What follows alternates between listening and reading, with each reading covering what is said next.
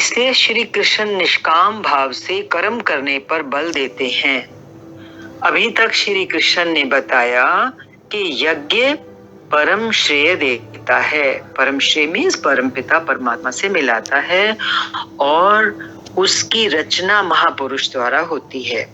तो ये यज्ञ जो है परम श्रेय को दिलाता है, लेकिन इस यज्ञ की रचना किसने करी? महापुरुष ने करी।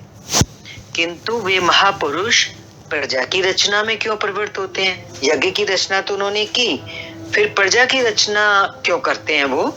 इस पे भी भगवान कृष्ण कुछ कहना चाह रहे हैं। आगे श्लोक नंबर 14 इस पर कहते हैं, अन्नाद् भवन्ति भूतानि पर्जन्यादन्न संभवः यज्ञात् भवति पर्जन्यो यज्ञः कर्म समुद्भवः कर्म ब्रह्मोद्भवं विद्धि ब्रह्माक्षर समुद्भवम् तस्मात् सर्वगतं ब्रह्मा नित्यं यज्ञे प्रतिष्ठितम्। बोला संपूर्ण प्राणी अन्न से उत्पन्न होते हैं। इसमें यहाँ 4-5 पॉइंट्स आएंगे। संपूर्ण प्राणी अन्न से उत्पन्न होते हैं, ये नंबर 1। अन्नम ब्रह्मेति व्यजानात।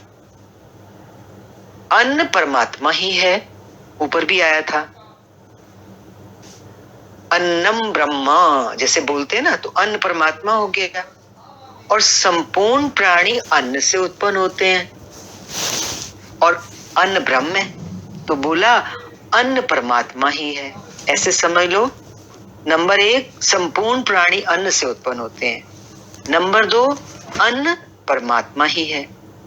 उस ब्रह्म पीयूष को ही उद्देश्य बनाकर प्राणी यज्ञ की ओर अग्रसर होता है। उस परमेश्वर को लक्ष्य बना के हम इस यज्ञ में प्रवृत्त होते हैं। तीसरा आ रहा है, अन्न की उत्पत्ति वृष्टि से होती है। सामान्य जीवन में भी अन्न कैसे उत्पन्न होता है? जब बारिश होती है। लेकिन यहाँ अन्न ब्रह्म है। अन्न की उत्पत्ति वृष्टि से होती है, बादलों से होने वाली वर्षा नहीं, अपितु चौथा पॉइंट आया कृपा वृष्टि। तीसरा बताया अन्न की उत्पत्ति, फिर चौथा बताया अन्न की उत्पत्ति किससे होती है? वो होती है कृपा से। तो वो क्या है? पूर्व संचित यज्ञ कर्म ही इस जन्म में जहां से साधन छूटा था, वहीं से इष्ट कृपा के रूप में बरस पड़ता है। पूर्व संचित यज्ञ कर्म ही, इसका मतलब ये यज्ञार्थ कर्म जो है, ये खाली आज जब हम किसी महापुरुष के पास पहुंचते हैं या हम अपना दैवी संपद अर्जित करना शुरू करते हैं, तो ये खाली इसी जन्म में शुरू नहीं हुआ है, ये कई जन्मों से ऑलरेडी शुरू हो चुका है। आया था ना गीता में कि ये बीज एक बार डल जाता है तो ये बीज हमारा पीछा करता है। कैसे? कि पिछले जन्मों में जो हमने कर्म किए, इस यज्ञार्थ कर्म किए यज्ञ के मार्ग में, तो वो ही इस जन्म में क्या होता है? इष्ट कृपा के रूप में बरस पड़ता है। कहां से? जहां से साधन छूटा था। पहले जन्म में जहां तक हमारी साधना पूरी हुई थी, फिर वहीं से ही हमारे ऊपर हमारा रास्ता शुरू हो जाता है। मीन्स कृपा शुरू हो गई, हम फिर चल पड़े। इसी को इष्ट कृपा कहा। आज की आराधना, ये 5वां पॉइंट है। आज की आराधना कल कृपा के रूप में मिलेगी। इस जन्म में जो करेंगे, फिर कहते हैं ना, रात को पन्ना जहां मोड़ के सोए थे, सुबह उठ के वहीं से पुस्तक पढ़नी शुरू करते हैं। तो आज हम आराधना करते करते जहां शरीर छोड़ देंगे, तो यही आज की आराधना, इस जन्म की आराधना अगले जन्म में कृपा के रूप में मिलेगी। कृपा मीन्स वहीं से हमारी साधना फिर शुरू हो जाएगी। इसीलिए वृष्टि यज्ञ से होती है, बारिश यज्ञ से होती है। सुहा बोलने और तिल जौ जलाने से ही वृष्टि होती, तो विश्व की अधिकांश मरुभूमि, रेगिस्तान भूमि ऊसर क्यों रहती? बिना उपजाऊ क्यों बनी रहती? उर्वरा बन जाती, उपजाऊ बन जाती। यहाँ कृपा वृष्टि यज्ञ की देन है। तो खंडन कर रहे हैं गुरुदेव किस बात का कि सुहा बोलने और तिल जौ जलाने से वृष्टि नहीं होती है, बल्कि यहाँ कृपा वृष्टि यज्ञ की देन है। मनुष्य के जीवन में अगर हरियाली आती है, उपज होती है, विकास होता है। उपज का हम किससे मीनिंग ले सकते हैं? विकास से, आत्मा के विकसित होने से, सजातीय वृत्तियों के बढ़ने से तात्पर्य है यहाँ पर। तो ये होता है कब? यज्ञ कब होता है? जब कृपा वृष्टि होती है। तो कृपा वृष्टि क्या है? यज्ञ की देन है।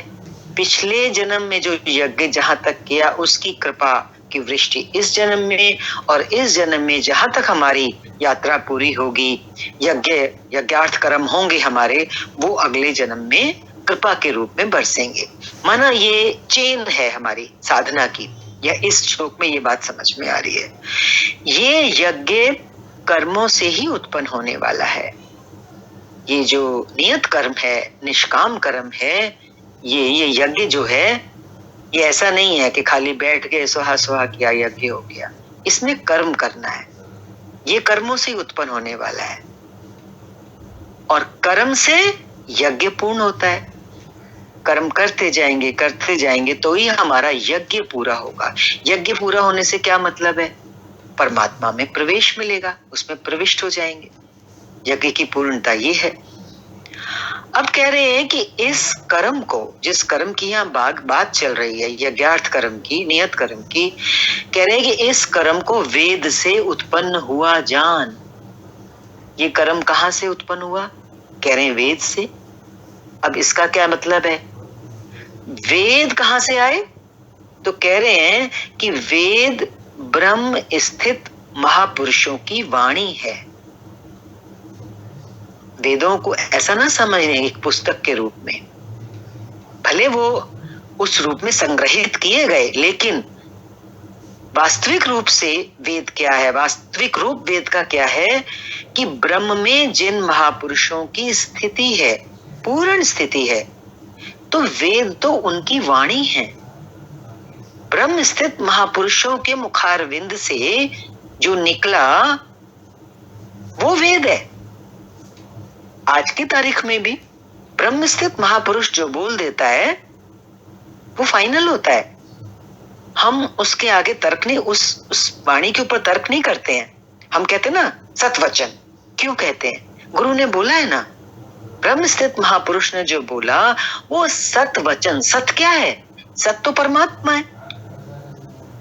तो महापुरुष के अंतःकरण से, श्री मुख से परमेश्वर ही बोल रहे हैं। वही वेद है। जो उनके मुख से निकला वही वेद है। जो तत्व विदित नहीं है उसकी प्रत्यक्ष, जो तत्व विदित नहीं है उसकी प्रत्यक्ष अनुभूति का नाम वेद है। जो तत्व विदित नहीं है, कौन सा तत्व विदित नहीं है? परमात्म तत्व विदित नहीं है। कोई उसको जानता नहीं है परमात्म तत्व को, लेकिन उसकी जब प्रत्यक्ष अनुभूति जिसको हो जाती है, वो अनुभूति का नाम ही तो वेद है। माना ब्रह्म स्थित महापुरुष को उस तत्व की, जो तत्व विदित नहीं है, उसकी उनको प्रत्यक्ष अनुभूति हो चुकी है।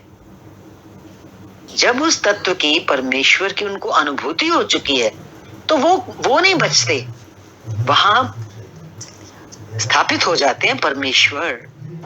इसलिए फिर वो जो कुछ बोलते हैं महापुरुष, वो परमेश्वर की ही वाणी होती है। इसीलिए महापुरुषों की, ब्रह्म स्थित महापुरुषों की वाणी को वेद कहा, ना कि कुछ श्लोक संग्रह। कुछ श्लोकों के संग्रह को वेद नहीं कह रहे यहाँ पर, वे ब्रह्म स्थित महापुरुषों की वाणी को वेद बताया।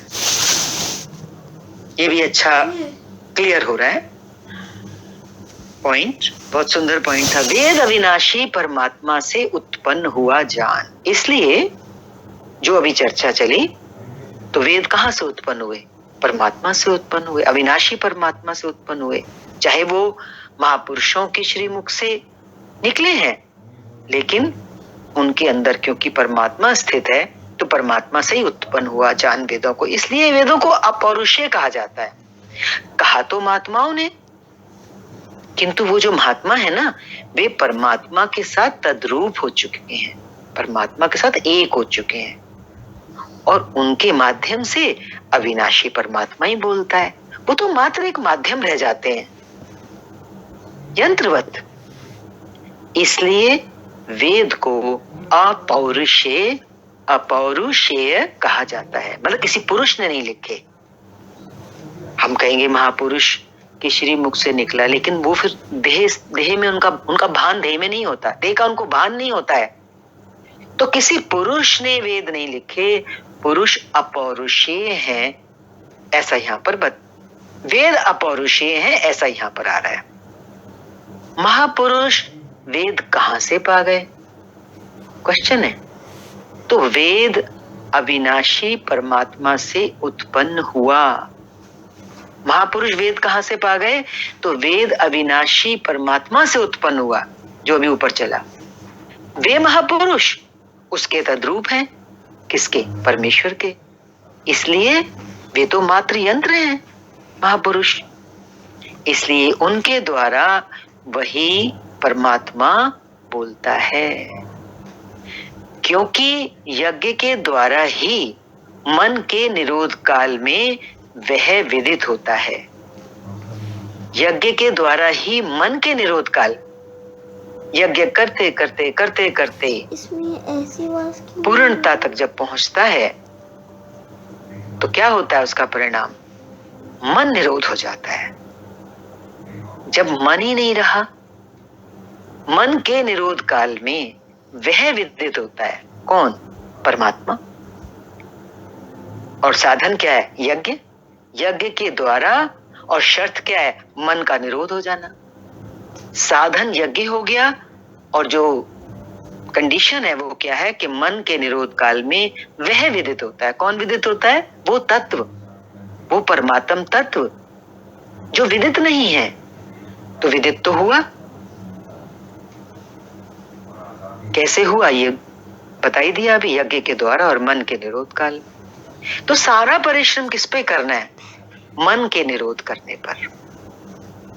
इससे सर्वव्यापी परम अक्षर परमात्मा सर्वदा यज्ञ में ही प्रतिष्ठित है।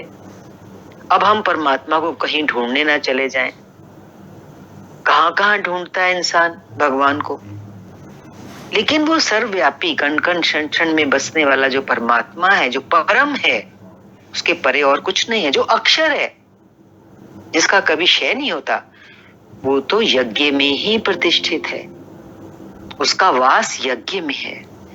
तो भगवान को ढूंढेंगे तो कहां ढूंढेंगे, यज्ञ के माध्यम से ढूंढेंगे, यज्ञ में ढूंढेंगे। माना हमारा खुद का जीवन यज्ञ में होवे, यज्ञ ही उसे पाने का एकमात्र उपाय है। और यज्ञ के ऊपर ही सारी चर्चा चल रही है पिछले श्लोकों से। भगवान उसी को हमें बताने का पूरी कृपा कर रहे हैं हमारे ऊपर। ये बहुत बहुत बड़ा रहस्य खुल रहा है कि जीवन कैसा होवे, यज्ञ में होवे, क्योंकि उसको प्रभु को पाने का एकमात्र उपाय यज्ञ ही है, यज्ञ ही है। इसी पर बल देते हैं श्लोक नंबर 16। एवं प्रवर्तितं चक्रम नानो वर्तयति हयः अघायुरिन्द्रियारामो मोघम पार्थ सजीवति। हे पार्थ, जो पुरुष इसी लोक में मनुष्य शरीर प्राप्त कर इस प्रकार चलाए हुए साधन चक्र के अनुसार नहीं बरतता। कौन सा साधन चक्र, अर्थात दैवी संपद का उत्कर्ष, दैवी संपद को बलवती बनाना, उसको बढ़ाना, देवताओं की वृद्धि, दैवी संपत्ति देवता है ना कि बाहर का कोई देवता, और परस्पर वृद्धि, आपस में उनकी वृद्धि। जैसे एक दैवी गुण आता है तो उसके आने से परस्पर दूसरे गुण भी हमारे अंदर स्वतः आने लग जाते हैं। यह है परस्पर वृद्धि के द्वारा अक्षय धाम को प्राप्त करना। अक्षय धाम बताने की जरूरत नहीं है, वही प्रभु का धाम। अक्षय तो मात्र एकमात्र परमेश्वर ही है, धाम उनके रहने की जगह को प्राप्त करना। इस क्रम के अनुसार जो नहीं बरतता, जो ये नहीं करता, इस यज्ञ को नहीं करता, इस साधन चक्र के अनुसार अपने जीवन को नहीं चलाता, देवताओं की उन्नति नहीं करता, मीन्स दैवी संपत्ति को नहीं बढ़ाता, इंद्रियों का आराम चाहने वाला कौन नहीं बढ़ाएगा दैवी संपत्ति को? जो आराम परस्त होगा तमोगुणी होगा। अरे कौन अपने ऊपर इतना परिश्रम करे, हम तो जैसे हैं वैसे ही ठीक है। तो इंद्रियों का आराम हो गया ना। इंद्रियों का आराम चाहने वाला वो पापायु पुरुष व्यर्थ ही जीता है, उसका जीवन बेकार जाता है।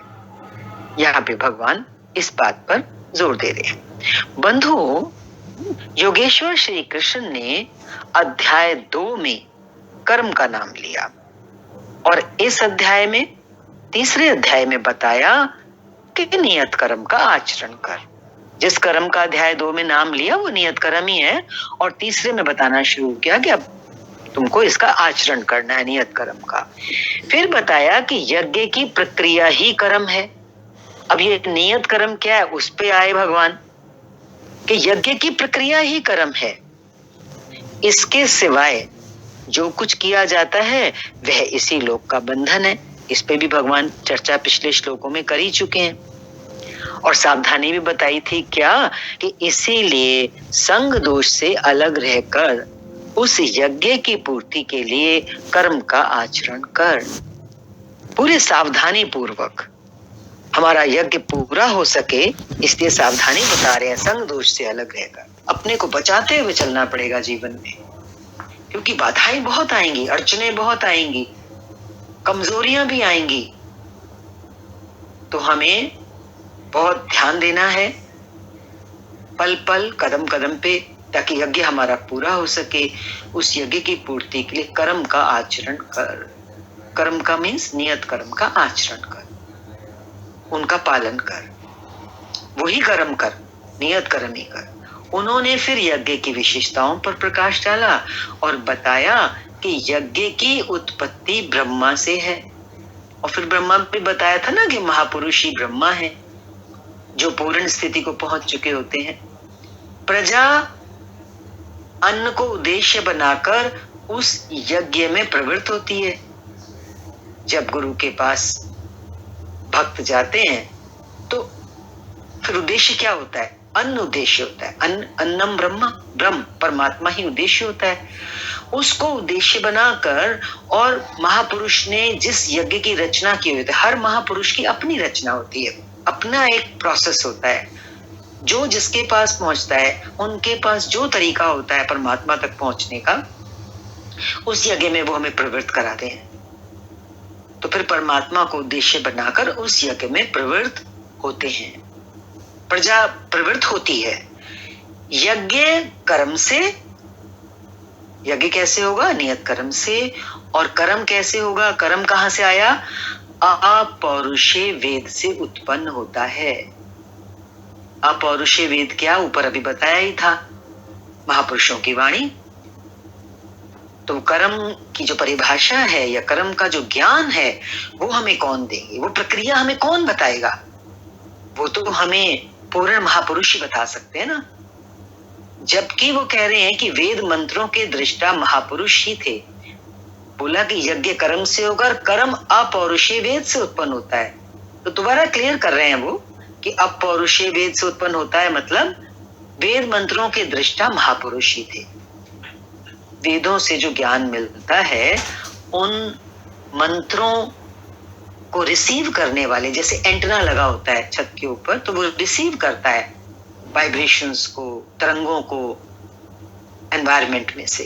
तो ऐसे ही पूर्ण महापुरुष जो हैं उन मंत्रों को, जो प्रभु की वाणी होती है, उनको कैच करते हैं और फिर उनके अंदर से वो शब्द निकलते हैं। तो वो जो ज्ञान है जो उनके मुख से निकल रहा है वही वो बताते हैं फिर कि अब तुम्हें इस पर चलना है। वेद मंत्र अपनी प्रजा को, उनको प्रवृत्त कराते हैं उसमें। तो वेद मंत्रों के दृष्टा महापुरुष थे। क्यों? क्योंकि उनका पुरुष तो हित हो चुका था, देहाध्यास तो उनका था ही नहीं।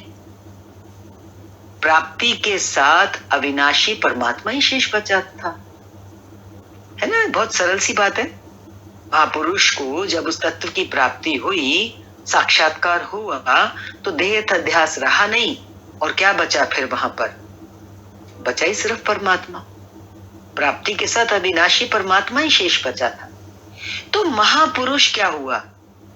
महापुरुष तो परमात्मा हुआ, क्योंकि साफ कह रहे हैं अविनाशी परमात्मा ही शेष बचा। तो जब हम देह में गुरु को देखते हैं तो सिर्फ गुरु की देह मात्र दिखने के लिए होती है, उसका सब कुछ परमेश्वरी होता है। उनका बोलना, देखना, उठना, बैठना। इस परमात्मा शेष बता था, इसलिए वेद परमात्मा से उत्पन्न है। सर्वव्यापी परमात्मा यज्ञ में सर्वदा प्रतिष्ठित है। अब देखो, सर्वव्यापी परमात्मा यज्ञ में कैसे प्रतिष्ठित है? पीछे भी आई थी ये लाइन। क्योंकि जो महापुरुष पूर्ण है, तत्व से एक हो चुका है, तद्रूप हो चुका है, तो उसका क्योंकि पुरुष तत्व नहीं रहा, शरीर नहीं रहा, देह अध्यास नहीं रहा, तो अब उसके अंदर से जो कुछ भी आ रहा है वहां सिर्फ परमात्मा शेष बचा। अभी ऊपर की लाइन भी यही बोल रही थी। जब परमात्मा ही शेष बचा तो वहां प्रतिष्ठित कौन है? दिख दे रही है, लेकिन वहां पे वास, प्रतिष्ठा महादेव की है, भगवान की है। तो जो कुछ भी बोल रहा है, जो कुछ भी बोला जा रहा है, वो तो भगवान शंकर ही बोल रहे हैं, मालिक ही बोल रहा है।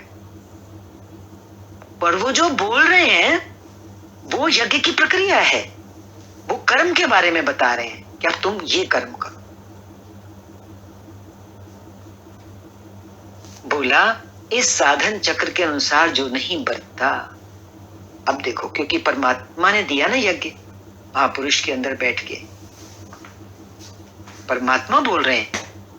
अब परमात्मा की दी हुई वाणी, परमात्मा का दिया हुआ प्रसाद, ये साधन चक्र, ये यज्ञ की प्रक्रिया, इसके अनुसार जो नहीं बरतता वह पापायु पुरुष इंद्रियों का सुख चाहने वाला है, व्यर्थ ही जीता है।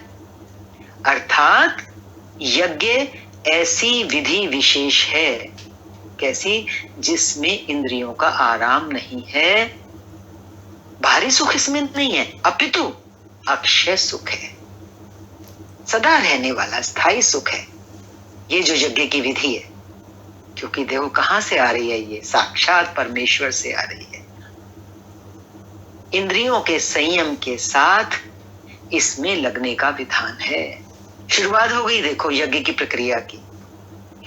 इस यज्ञ की प्रक्रिया में हमें प्रवृत्त होना है, तो सबसे पहले क्या है? इंद्रियों का संयम। इंद्रियों का आराम चाहने वाला पापायु है। हम इंद्रियों को सुखी करते हैं ना, आंखों से अच्छी अच्छी पिक्चरें देखेंगे, अच्छे दृश्य देखना चाहेंगे, घूमने जाना चाहेंगे, ये देखें वो देखें, कानों से अच्छा अच्छा सुनना, जो हमारे कानों को पसंद हो और इंद्रियों को पसंद हो। तो इंद्रियों को क्या? मन को जो पसंद हो। तो इंद्रियों का आराम मीन्स उनको, इंद्रियों को अगर हम सुख दे रहे हैं तो हम पापायु ही हैं।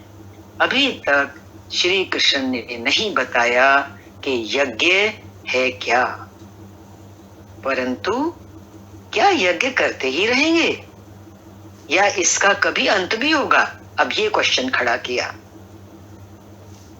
यज्ञ है क्या, भी ये बात छोड़ दी, क्या यज्ञ करते ही रहेंगे या इसका कभी अंत भी होगा? इस पर योगेश्वर श्री कृष्ण कहते हैं,